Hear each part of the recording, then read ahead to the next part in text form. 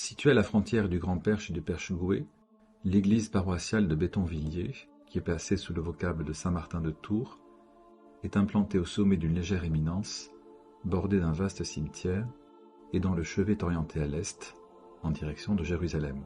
La christianisation des campagnes est à l'origine du village rassemblé autour de l'église. Le symbole paysager central du village restera l'église, tant il est vrai que dans le village, son clocher tient la place la plus éminente. Cette église d'origine romane s'est agrandie au XVIIe siècle d'une chapelle consacrée à la Vierge Marie, à côté de laquelle on retrouve les statues des saints qui habitent nos églises de campagne.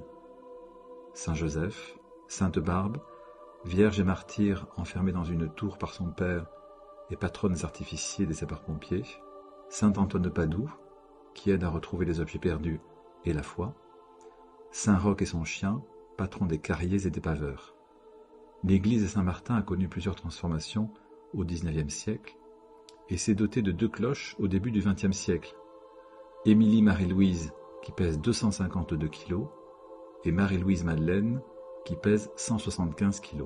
L'église se compose d'une nef unique, terminée par une abside semi-circulaire. L'ensemble est couvert par une voûte lambrissée, en forme de coque de navire renversée et en latte de châtaignier. Cette église vit dans le temps.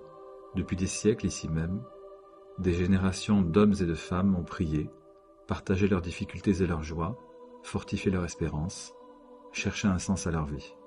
Saint Martin était un soldat romain en garnison à Amiens. C'est en se préparant à être baptisé qu'il partage son manteau avec un pauvre qui grelottait de froid à la porte de la ville.